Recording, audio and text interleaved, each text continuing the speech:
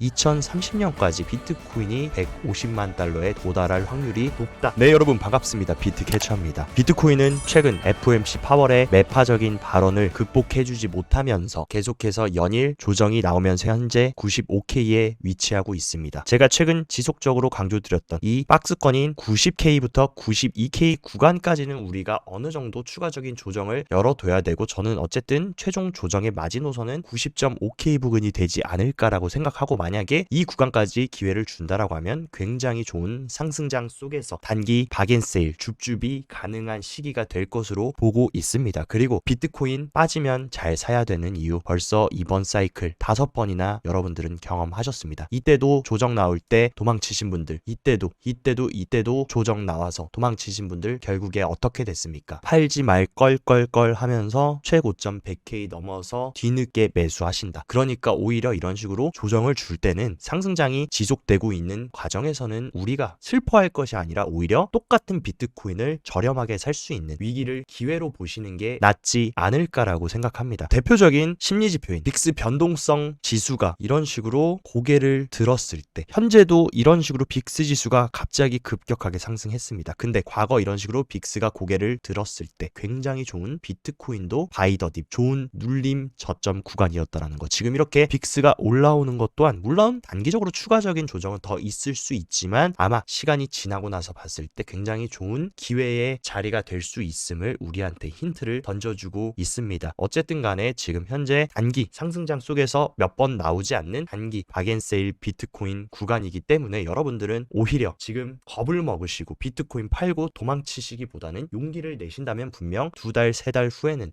내가 그때 용기를 내길 참 잘했구나라고 분명 생각하실 겁니다. 하지만 어쨌든 단기적으로는 물론 파월의 매파적인 금리 불확실성 발언으로 영향을 받아서인지 비트코인 현물 ETF 같은 경우도 10일 넘게 유입세를 보여주다가 굉장히 큰 유출이 나왔습니다. 확실하게 단기적인 분위기가 상방으로 가려면 이 유출 흐름이 중지가 되고 다시금 유입세로 전환이 되는 것을 여러분들이 잘 체크하셔야 되고, 비트코인 현물 ETF는 굉장히 중요합니다. 유입세가 지속될 땐 이렇게 상승하지만 유출세가 나오면 조정이 나온다. 현재 단기적인 흐름을 결정짓는 것은 차트도 심리도 아닙니다. 가장 큰 수요 단위인 비트코인 현물 ETF의 유입세가 지속이 되냐, 유출세가 지속이 되냐, 이게 단기적인 흐름을 결정짓는 가장 중요한 수요이기 때문에 비트코인 현물 ETF 유출이 멈추고 유입세로 들어오는 그 시점을 여러분들이 잘 체크하시는 게 다시 상승으로 변곡하는 지점이 될 수 있을 것이라고 생각합니다. 현재 또 시장을 흔들고 있는 또 하나의 단기 악재는 미국의 부채 한도 협상에 대한 셧다운 위기가 고조된다. 근데 여러분들도 이미 경험하셨겠지만 미국의 부채 한도가 셧다운 됐던 적은 너무너무나 극히 가능성이 희박합니다. 결국에 셧다운이라는 거는 정치적인 용도로 공화당과 민주당이 이 부채한도 협상을 가지고 정치적인 용도로 활용하기 때문에 시장을 단기적으로는 흔들 수 있지만 결국에 최종적으로는 부채한도 협상이 되면서 잘 좋은 흐름으로 흘러갔던 거, 과거를 잘 답습해보시면 이번에도 이런 식으로 옥신각신하면서 흔들고 불안감 조성하다가 부채한도 협상 잘 하면서 해결될 것으로 보입니다. 그러니까 부채한도 협상에 대해서도 너무 큰 악재로 보실 필요는 없을 것 같고, 그리고 또 굉장히 좋은 소식이 들렸는데 비트코인 국가적 준비금 법안을 낸 신시아 루미스 의원이 이제는 연준까지 비트코인 소유할 수 있는 권한을 부여하고 싶다라고 말하면서 연준이 5년 동안 매년 20만 개의 비트코인을 매수하고 20년 동안 보유하는 전략을 제시했습니다. 최근 파월의 FOMC에서 비트코인 준비금으로 채택할 생각 있냐라고 물어보니까 파월이 어떤 얘기했습니까? 그것은 내가 정하는 게 아니고 정부가 법을 제정해주면 결정할 문제다. 현재로는 지금 법적으로 연준이 비트코인을 보유하는 건 불가하기 때문에 보유할 수 없다라고 얘기했습니다. 근데 이런 식으로 정부 차원에서 비트코인을 연준이 소유할 수 있는 권한을 부여하게 된다라고 하면 얘기가 달라질 수 있는, 미국의 비트코인 준비금 채택 플러스 연준의 채택까지 이루어지면 어마어마한 수요가 발생이 될 수 있는 장기적인 호재라고 볼 수 있습니다. 그리고 기관은 올해에만 비트코인을 86만 개 매수하면서 전체 비트코인 유통량의 4.3%를 불과 1년 만에 손에 쥐었습니다. 이제 시간이 가면 갈수록 개인들의 손에 있던 비트코인은 기관들로 이동이 될 것이고 전체 유통량의 10%, 20%, 30%를 기관들이 미래에는 가지게 될 것이다. 그러니까 여러분들이 아셔야 되는 사실, 기관의 엄청난 자금이 시장에 유입될 수 있으며 먼 훗날에는 우리가 비트코인 1개, 2개도 보유하기 힘든 시기가 올 수 있습니다. 그렇기 때문에 지금이라도 비트코인을 잘 DCA하고 축적해 나가야 된다라는 것을 기관, 점유율이 우리한테 메시지를 주고 있고, 아크인베스트먼트의 CEO 캐시우드 누님 장님 같은 경우는 이러한 기간 수요로 인해 장기적으로 봤을 때 2030년까지 비트코인이 100만 달러에서 150만 달러에 도달할 확률이 높다. 현재 해봐야 비트코인 100K 찍었네 마네 하고 있습니다. 이제 막 10만 달러인데 2030년 5년 뒤에는 적어도 10배에서 15배까지 상승할 수 있다라고 매우 불리시한 발언을 해주고 있고, 이것이 절대 불가능하지 않은 이유, 미국의 비트코인 준비금 채택, 그러면 전 세계의 국가들이 비트코인 준비금 채택하는 물결이 나올 것이고, 현재 또 어떤 채택이 일어나고 있습니까? 마이크로소프트, 아마존 등등 비트코인 준비금 채택을 논의하는 그런 물결의 변화가 일어나고 있고, 이런 것들이 발현돼서 이제 기업들까지 비트코인을 적극적으로 준비금 채택하고, 현재 비트코인 현물 ETF에서는 기관들이 잘 축적을 해 나가고 있기 때문에 이 삼위일체가 맞아서 엄청난 수요로 작용된다라고 하면 캐시우드가 말한 현재 가격에서 10배에서 15배까지 2030년도까지 가는 거 절대 불가능하지 않다라고 생각합니다. 그리고 전 세계 글로벌 국가들의 비트코인 준비금 채택이 가속화될 수 있는 또 하나의 이유 뭡니까? 지금 힘을 못 쓰는 신흥국 통화, 원화도 마찬가지입니다. 지금 비상이 걸렸다. 전 세계 미국을 제외하고는 이런 신흥국들의 통화 가치는 계속해서 하락하고 폭락하고 있습니다. 인도 루피와 같은 경우는 가치가 사상 최저치를 찍었고, 국내 원화도 지금 비상이 걸렸고, 브라질 헤이라는 올해만 27%의 가치가 폭락했다. 그렇게 되면은 이렇게 가치가 폭락하는 자국 화폐를 지키려면 준비금은 어떤 것으로 보유해야 됩니까? 비트코인으로 보유하는 것이 가장 현명하다. 그것을 현재 제일 잘하고 있는 나라 어디입니까? 바로 비트코인을 법정 화폐로 채택한 엘살바도르라는 거. 엘살바도르는 그냥 비가 오나 눈이 오나 매일 비트코인 한 개씩 계속해서 축적해 나가고 있습니다. 그리고 엘살바도르 부케 대통령은 전략적 비축을 위해 비트코인 계속 매입할 것이며 아마도 더 빠른 속도로 매입하겠다라고, 이제는 한 개가 아니라 더 많이 더 빠르게 매집할 것을 얘기해주고 있다.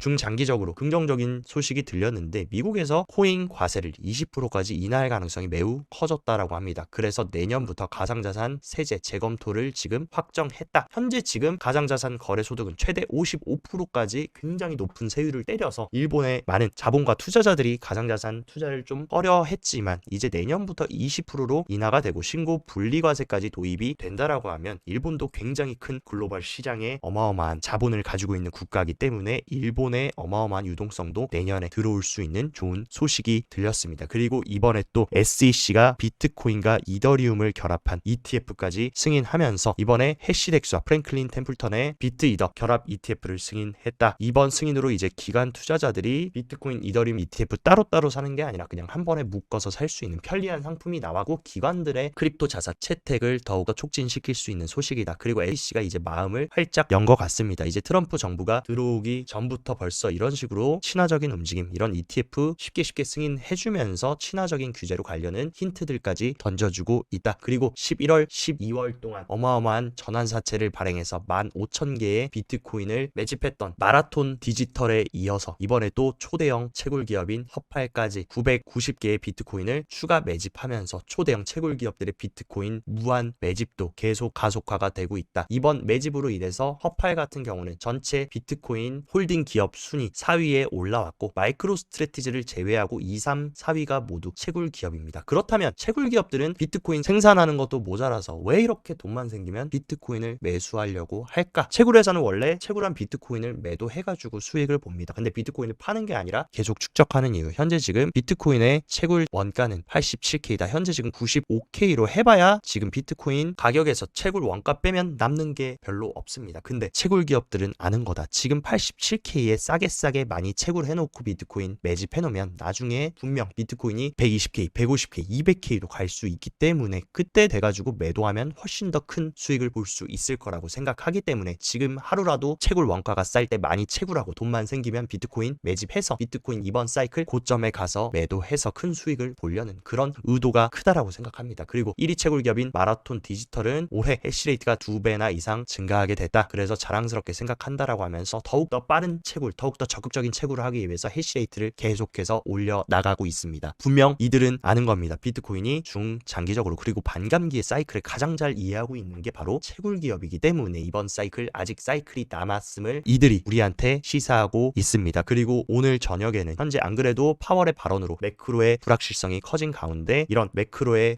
가장 중요한 물가지표인 PCE 발표가 있습니다. 근원 PCYY 같은 경우는 이전 수치 대비해서 0.1% 오른 2.9%를 보여주고 있는데 만약 오늘 발표된 PCE가 예측치를 조금 상회하는 움직임이 나오면 안 그래도 파월, 금리나 불확실성으로 흔들리고 있는 시장에 물가까지 상승한다라고 하면 또 한 번의 단기적인 매크로 쇼크가 올 수 있기 때문에 이 부분은 체크하시고, 가장 좋은 거는 저는 물가 지표가 예측치에 부합하거나 조금 낮게 나와줘서 파월의 인플레 불안감이 조금 어느 정도 PCE로 해소될 수 있는 그림이 가장 좋다라고 생각합니다. 그렇기 때문에 여러분들도 PCE 오늘 어떻게 나오는지 보시면서 신중하게 단기 트레이딩에 임하셨으면 좋겠고요.